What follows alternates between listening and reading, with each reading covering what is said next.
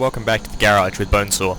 Today I'll be taking a look at the British Tier 7 heavy tank, the Black Prince, or to give it its proper name, Tank Infantry A43 Black Prince. Now, the Black Prince is an interesting tank. It had a quite troubled history of development, and in-game it has quite a controversial history. So we'll start out with the real-life history first, and if that bores you, feel free to skip ahead to the review proper. Now, the genesis of the Black Prince starts in 1941, when the British realised that they're going to need to develop some new tanks to mount more advanced anti-tank guns to meet the growing threats on the battlefield that the German Axis forces are likely to put onto the field. And that crystallised into essentially two desires. One was a cruiser tank, the other was an infantry tank. Both would mount the 17-pounder anti-tank gun. The cruiser tank was considered to be the more desirable of the two, and as such it was given greater priority, and it would ultimately result in the Comet and the Challenger tanks, the Challenger being the only one that actually mounted the 17-pounder out of the two. The infantry tank was seen as slightly less desirable, and so it was put on the back burner for a little bit, especially because other concerns were being bandied about in regards to the infantry tank, one of which was whether or not the tank needed to have a turret or not. The result of that was that the Churchill gun carrier, the Tier 6 tank destroyer, was created as an alternative without a turret to make it cheaper. The Black Prince, though, came about in 1943 when the Department of Tank Design did a couple of things. The first one was the Director of Tank Design put forth a couple of proposals about developing an infantry tank to mount a 17-pounder with a sloped frontal glacis plate. The main concern he struck upon, though, was the fact that it would require the deletion of the hull-mounted Baser machine gun. And I don't know why this was the case, because he cites the Panther as being the main cause for inciting, a desire for armored, sloped armor on tanks. But the Panther has a machine gun in its sloped glacis plate, so the most likely cause of that is the fact that the Baser machine gun itself was too bulky to fit under a sloped glacis plate. Subsequent to that, a requirement was issued to Vauxhall Motors to produce an infantry tank mounting the 17-pounder gun. Now, this was one of the first stumbling blocks of the project, because Vauxhall Motors were the guys who had produced the Churchill tanks, and there were many in the armed forces who believed that the Churchill tank was obsolete and that its basic design was principally flawed. And that, if you were going to ask Vauxhall to produce an infantry tank, you were going to receive something that is essentially a Churchill tank. And that's why the Black Prince does look similar to a Churchill tank. It's not a Churchill tank, but it looks similar. So Vauxhall embark on this project to build an infantry tank, and the basic design, as I said, is like a Churchill, but it's widened to increase the turret diameter so it can mount the 17-pounder gun. Other little changes are made, and I'll get onto those later, but the main feature is this widening of the tank to fit a larger turret ring. And this is when it hits the second problem.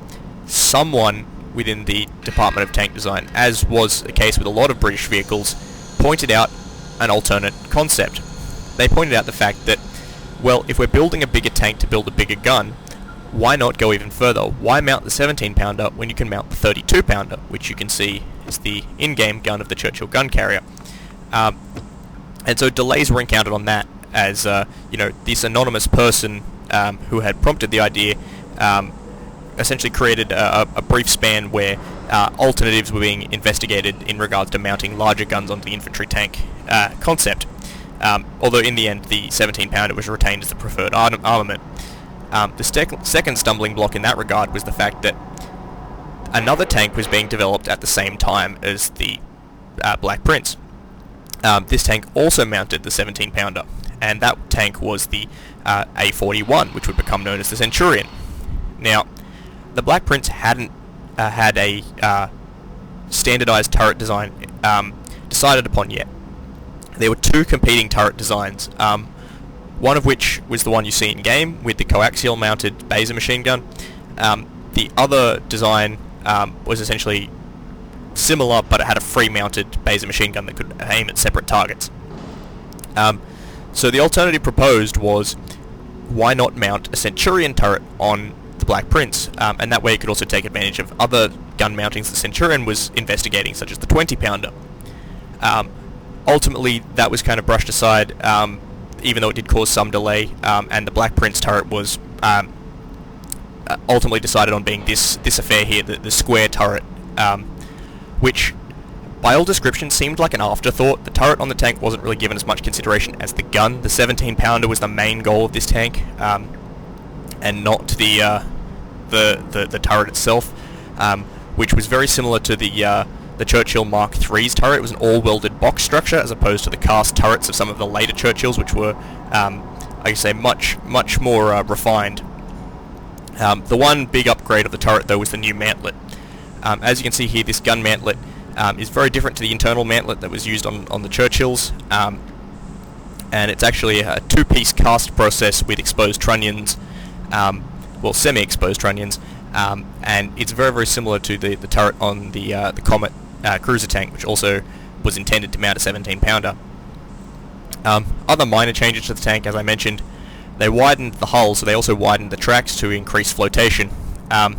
They essentially kept the Churchill suspension, but they beefed it up a bit. They made the wheels slightly larger, they increased the springs, which you can see there, and that was overall to give it better ride and better flotation for the increased weight, because this tank was to become a 50-ton tank. They also changed the exhaust and intake system slightly. They moved the air intakes, which are these you can see here. They moved them from the side of the tank, as they were on the Churchill, up onto the engine deck, and they moved the exhaust to the rear. This would allow for better fording capability in the tank. And overall, the interior of the tank was just much roomier. During the testing, the crews commented quite favourably on how roomy the interior of the vehicle was. Also of note is these front track tension idlers. They were lowered compared to on a Churchill. On a Churchill, you can see they're very much in line with the hull, but in the Black Prince they dropped down slightly, and that was to give the driver a slightly better field of view. Other differences to the Churchill is that the Black Prince also now fielded a universal cupola, which allowed the commander a very good field of view, as well as access to the tank, although apparently the hatch was quite cramped. The big downside of the Black Prince, however, was that it maintained something that the Churchill had, and what it maintained was actually the engine, the Bedford Twin 6 Flat 12, and this was actually a really, really bad choice. The Bedford Twin 6 was a 350 brake horsepower engine, and it was designed for the Churchill tank. And it was designed for the Churchill tank when the Churchill was designed as a 32-ton tank. The production Churchills initially came out as 38 tons, and then eventually rose to 40 tons. By 1943, the Churchill was acknowledged as being an underpowered vehicle. Its engine wasn't strong enough, and the Black Prince was to carry on that engine despite being an extra 10 tons heavier. There were proposals to provide the tank with a superior engine in the form of the Rolls-Royce Meteor engine, which was a 600 horsepower tank engine derived from the Rolls-Royce Merlin aero engine, which was used in the Spitfire. And there were several advocates for this, including the Department of Tank Design, and also a gentleman by the name of A.R. Code. Now, I haven't been able to find out much about A.R. Code. I believe he is the same gentleman who was appointed to the Australian Ministry of Supply for Ordnance, because I found some documents that reference him as well in regards to the creation of the Australian cruiser tanks, the Sentinel. But irrelevant if he's the same man or not, Mr. Code was a specialist in automotive engines, and he proposed that the Rolls-Royce Merlin engine, or the Meteor in the tank version, would give the tanks increased mobility. I believe he was quoted as having said 16 miles per hour on-road, which roughly translates to about 33 kilometers per hour on-road as the maximum speed of the vehicle. And the only downside was that the starter motor for the engine would have to protrude slightly into the fighting compartment, because although the tank had been made slightly larger comparing to a Churchill, there was actually substantial change in the volume of the engine bay, which would allow this new engine to be fitted.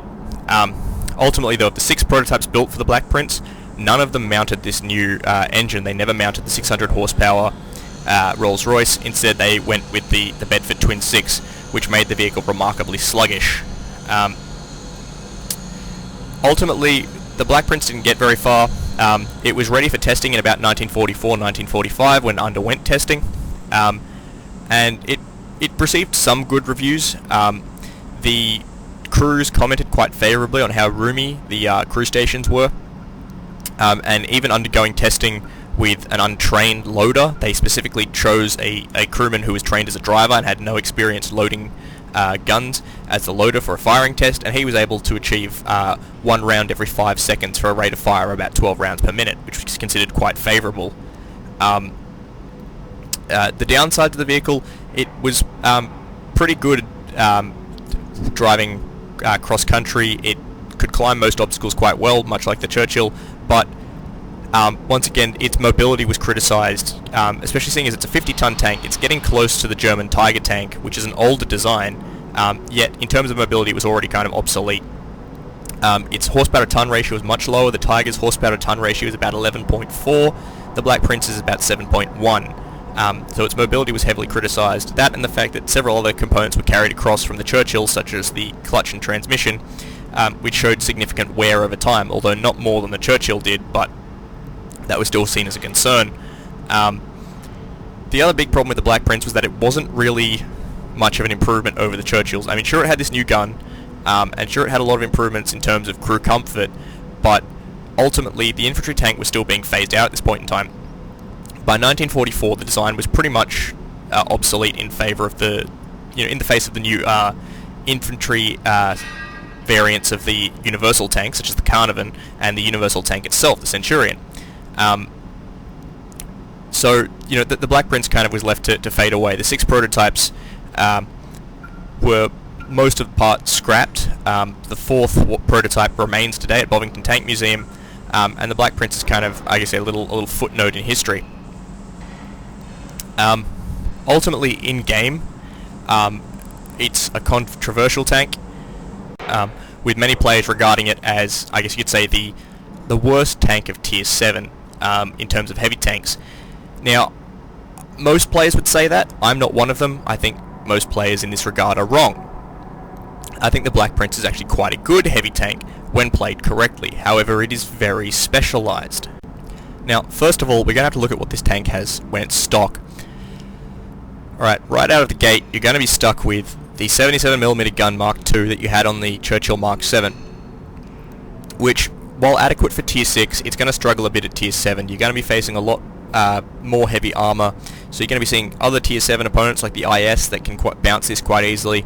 You're also going to be seeing Tier 8 and Tier 9 opponents, things like the King Tiger, against which, unless you're using premium ammunition, you're really going to struggle, and even with the premium ammunition, you could struggle with this gun.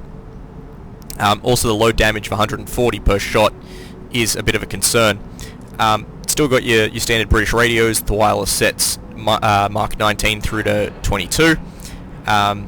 700 meter signal range, pretty standard, not really that important. Next up comes your engines. You have the Bedford Twin 6, and they've also included the Rolls-Royce Meteor, despite the fact that it was never mounted on any of the tanks. Despite the 600 extra horsepower, the Black Prince is still only ever going to get to about 20 kilometers per hour. It's not a very fast tank. Even with the Rolls-Royce Meteor, you're going to max out at about 22, even going downhill. The reason you would equip the Meteor is the fact that it gives you a bit more acceleration and it makes you more maneuverable. That's the important thing, especially combined with these tracks. The upgraded tracks are important. If you equip the stock tracks, what you can mount on the vehicle is very limited, and that's why they're probably going to be your first port of call. I'll just dial down some of the equipment in order to mount the stock tracks and show you. Yep, radio's too heavy. When you have... whoop, still too heavy. That's surprising. Okay. Alright, so it turns out I've overloaded my tank. I can't actually mount these stock tracks while I've got the spall liner and the gun rammer mounted, so I won't bother with that.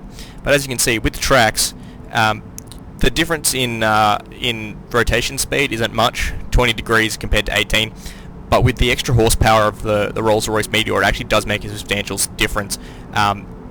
A lot of people complain that the Churchill Mark 1 and Mark 7 aren't very maneuverable, and that's quite true, but the Black Prince, I guess it beats them out in that it is quite maneuverable compared to the other two. It's not going to win any brawling contests in terms of maneuverability, but that's what the armor's for. You don't need to maneuver quite as much. So I'm going to put those tracks back. I'm going to keep those tracks on, put the rest of my gear back up to full, or at least in terms of engine and radio. Alright, so let's have a look at the gun. Turret, only one for the Black Prince, which is strange, but, you know, it makes things easy. You don't have to research any more modules. Alright, so we'll equip that 17 pounder. Now, just a quick note in terms of historical accuracy. The 77mm was never mounted on the Black Prince. It's really just there to extend the, like I said, the gameplay life of this tank. It wouldn't be a very fun tank to play if you researched it and pretty much had the top tank straight away. There wouldn't really be much grind out of it and no real incentive for wargaming to put it in the game. So, you know, they gave it an inaccurate gun as your stock weapon. The 17 pounder is a substantial improvement in some ways, but it's still going to struggle a little bit at tier 7. First of all, your penetration has improved to 171 and your damage has increased slightly to 150. However, your rate of fire and your aim time is exactly the same. Actually, your rate of fire is slightly lower. Your rate of fire drops from 14 rounds to about 12 rounds, but that's pretty much negligible. Your aim time and your accuracy, are the same thing. 0.34 accuracy and a 2.3 second aim time. Because of that 171mm of penetration, the 17 pounder gets a little bit more reliable, and it's an okay gun. I mean, its rate of fire is helpful, which means you can really chew through a lot of targets. Things like medium tanks, tank destroyers, and even some of the heavy tanks, things like Tigers. You can generally chew through them pretty quickly because if you have a 5-second reload, it's pretty fast rate of fire. The main downside is the fact that the alpha is not very high. That 150 damage means that compared to something like, say, a Tiger, Tiger reloads every 8 seconds, but he does almost twice as much damage as you do per shot, so ultimately he's going to have a slightly higher DPM than you. However, you can use your armor to mitigate this slightly. The other critical point with this gun is the penetration. 171 is pretty low. It's fine for tier 7 for the most part, but you will be seeing tier 8 and tier 9 tanks in this vehicle. So you need a stock of premium ammunition, and that's where one of the big costs of this tank comes in. You need that premium ammunition, and that means you're going to have a premium overhead. There is going to be a cost to servicing this tank that can be quite high initially. That isn't to say that you need to run premium ammunition all the time. It's very much a situational thing, but you need a certain reserve of it, of a certain size, in order to be effective.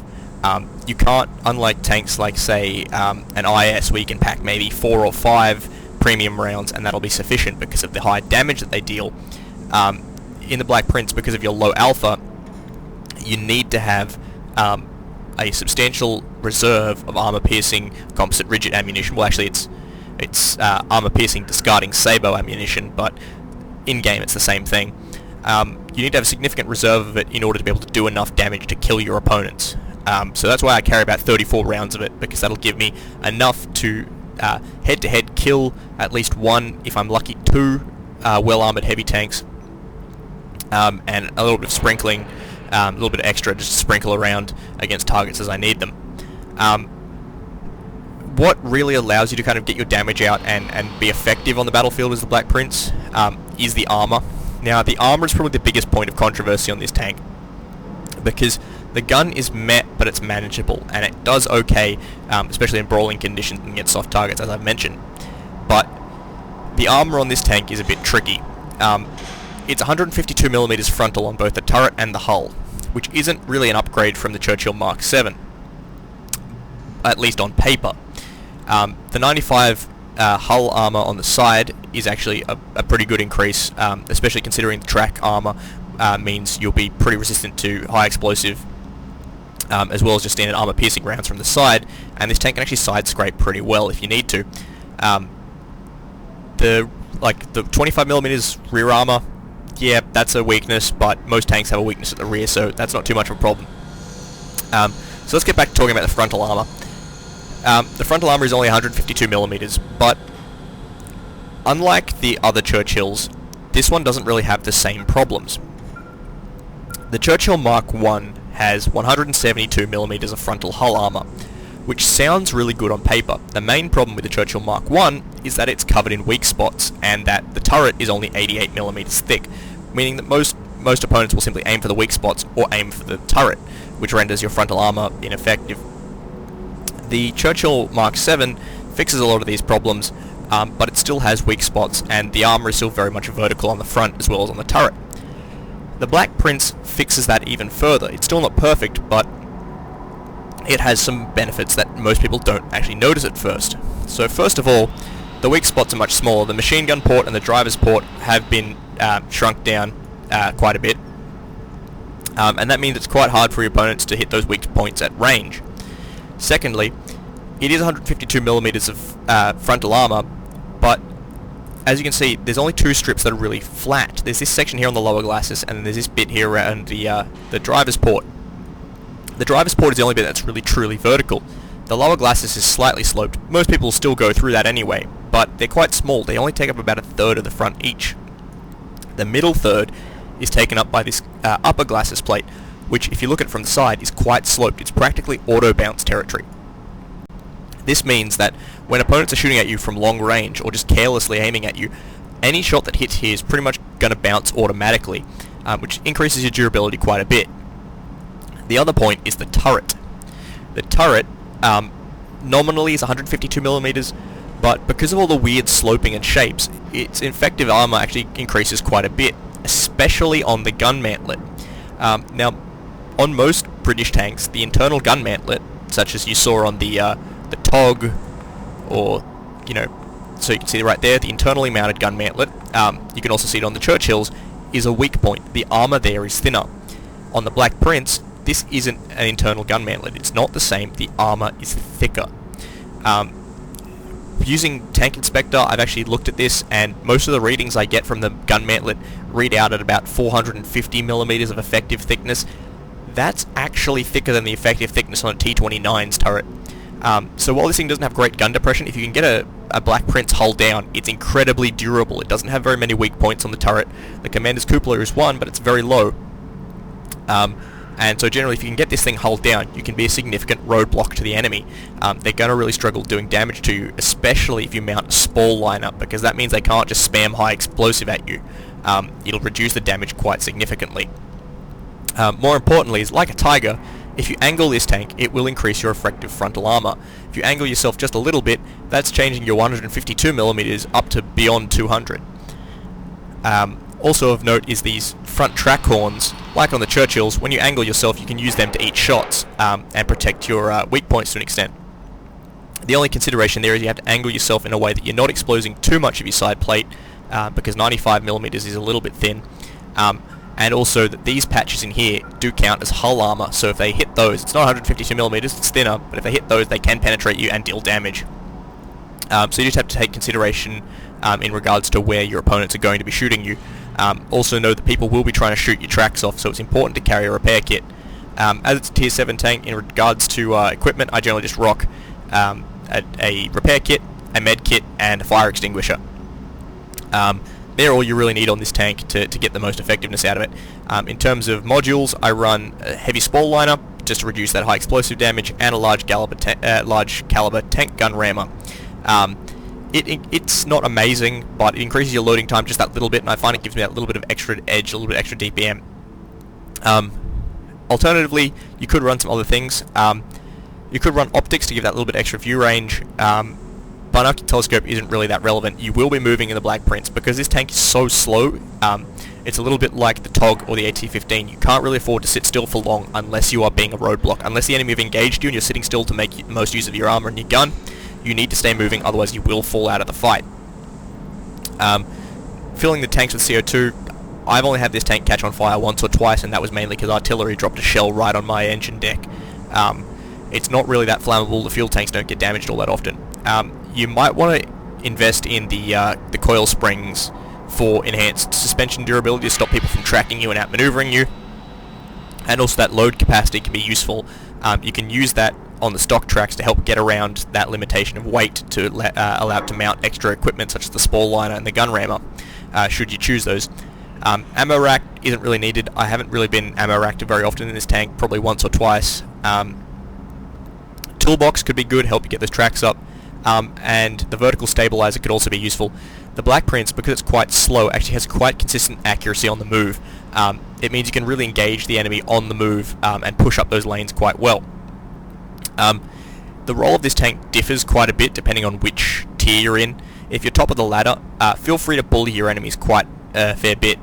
Lower tier opponents will really struggle to get through that frontal armor, especially the turret, and your 17 pounder can tear shreds off them pretty quickly. Against opponents of your own tier, you need to give some consideration into what you're fighting. Some things like say an IS, you can afford to be quite aggressive because you have a much faster reload than him, and your armor, when correctly utilized, can be quite reliable against that 122mm gun. You can push him quite aggressively and just make sure that he doesn't have enough time to back off and reload. Against something like a Tiger, you might want to try and maneuver a little bit more. You will be less maneuverable, but you might want to try and maneuver into a position where he'll have a weaker shot against you, and your 17 pounder can penetrate him quite adequately. The things you really are going to struggle against are the AT tank destroyers, the really heavily armoured ones, or very mobile medium tanks. Things like Comets and Cromwells can cause you a lot of problems because they can get around your flanks and negate your heavy armour. At higher tiers, you really need that reserve of premium ammunition, and you need to play something of a more supporting role. Your armor can still be useful in the right context. I've bounced rounds off my turret with, from things like King Tigers, Lurvers, but even then, you need to make sure you're in the right position and you're not getting outmaneuvered. Even things that aren't very heavily armored at tier 8, things like T-32s, will be quite resistant to your 17 pounder, so you're going to need a little bit of that armor piercing composite, and also just making sure you're not exposing yourself to the enemy too much. It's quite easy for you to get outmaneuvered because a lot of the tier 8 tanks are more maneuverable than you are. That said, however, this tank can still be quite competent at the higher tiers when played correctly. You've just got to remember to angle yourself, try and get yourself hull down, and really play to the strength of the tank while negating the weaknesses. Things like side scraping can increase this effectiveness immensely. And in regards to vehicles suited for taking the fight to the enemy and really pushing lanes quite aggressively, the Black Prince is arguably one of the best at tier 7. As long as you have adequate support from your allies, and even without it in some cases, you can very aggressively push the enemy from their position. So before we get onto the review proper, I just want to demonstrate exactly how tough the turret armor of the Black Prince is. So as you can see, here we are in Himmelsdorf, and up ahead of me in a minute is going to appear a ISU-152, which is the Tier 8 Soviet tank destroyer with the 152mm BL-10. Now that gun has 286mm of penetration, and as you can see, I took that on the front of my turret and bounced it. So we'll just go back and see some slow motion footage of that, and you'll see that it clearly hits the front of my turret and bounces off, which is quite impressive considering the penetration and sheer alpha damage of that gun.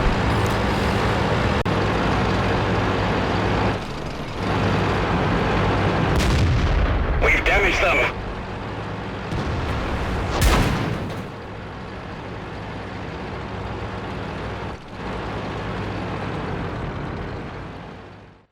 So here we are on Lakeville in the British Tier 7 heavy tank, the Black Prince. And as you can see, it's an encounter battle, very Tier 9. We're roughly about the middle of the pack. I'm, as usual, platooned with Fegelein. He's also in his Black Prince. As you can clearly see, the speed on the Black Prince isn't tremendous. Topping out at 20 kilometers an hour, I'm easily being overtaken by vehicles such as a Porsche Tiger, a T26 E4 Super Pershing, and an E75, all of which are not exactly renowned for their high speed. Taking some speculative shots at some approaching mediums as I advance on the town. It is an encounter battle, so this is really optimal conditions for the Black Prince. It's a very, very good tank for taking ground and holding it.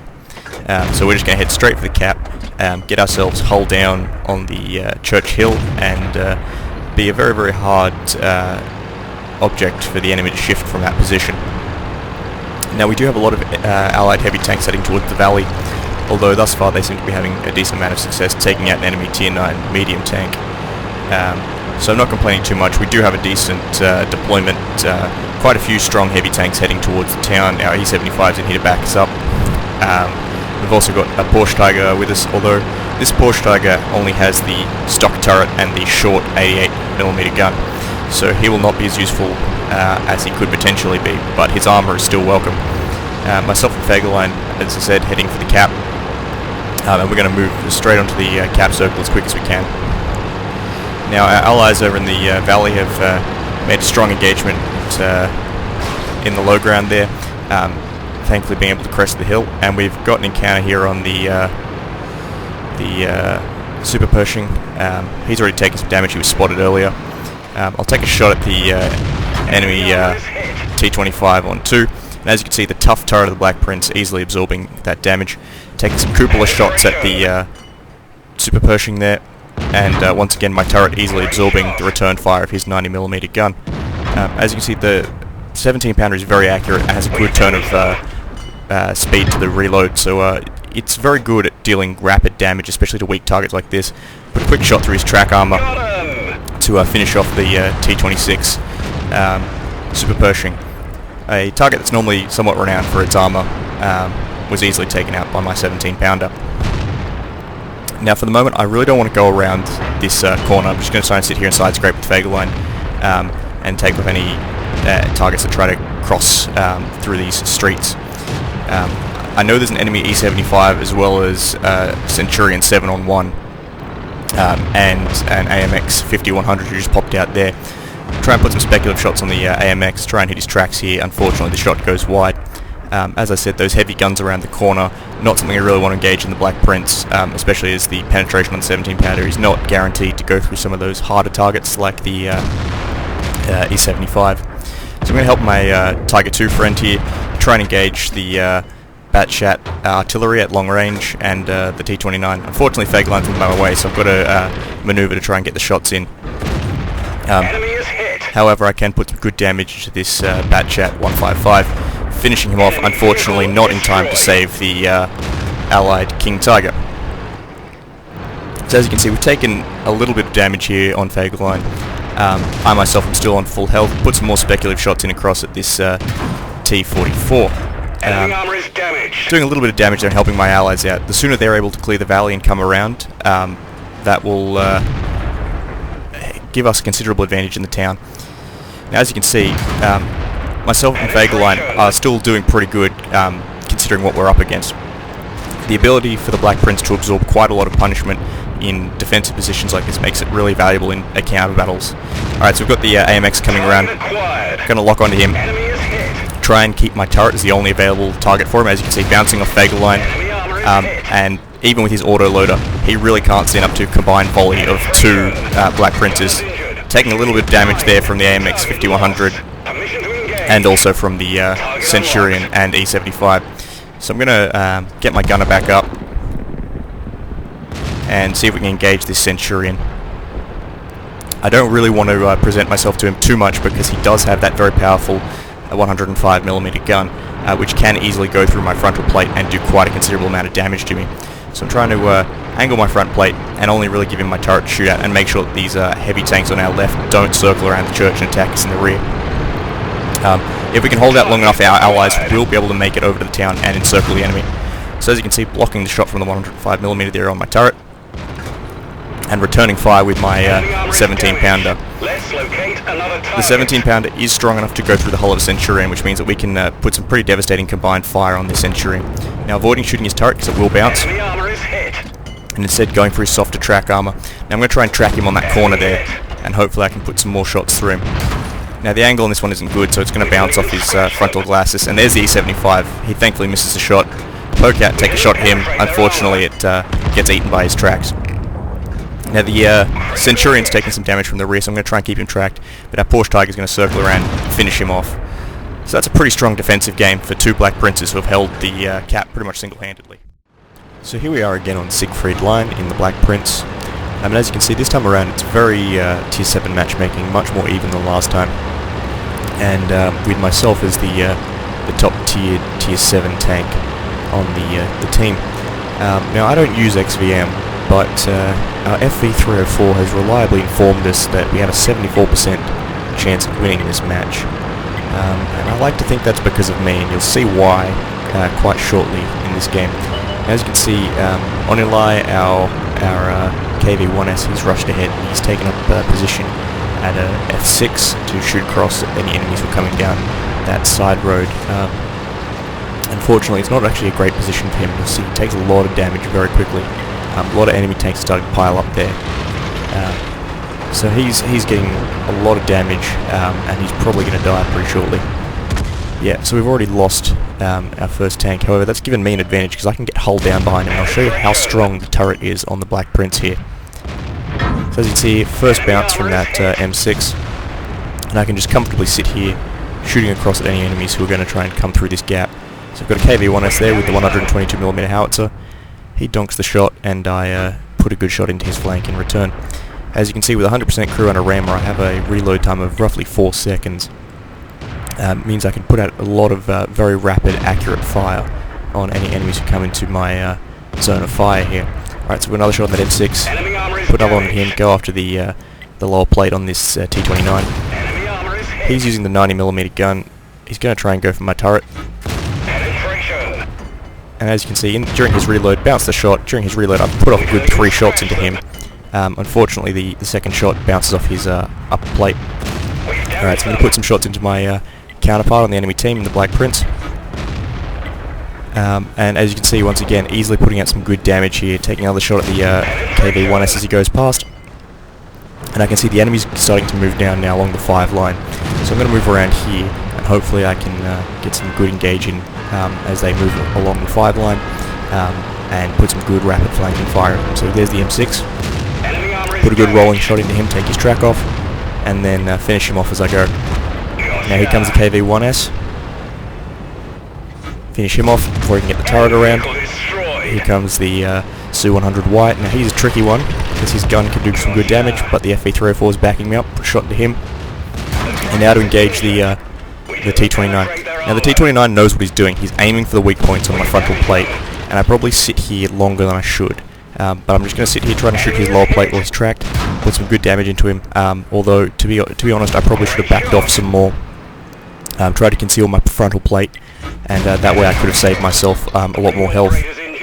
So as you can see, he's aiming for the weak points. I've lost both my radio operator and my driver because he's shooting for those frontal hatches. But we're 4 kills up. I'm going to push around and engage this Black Prince. Now I've angled myself, and I am the better Black Prince driver. I'm going for his frontal hatches, once again getting that damage through the weaker points on the front plate. He's struggling to penetrate me because I had angled myself.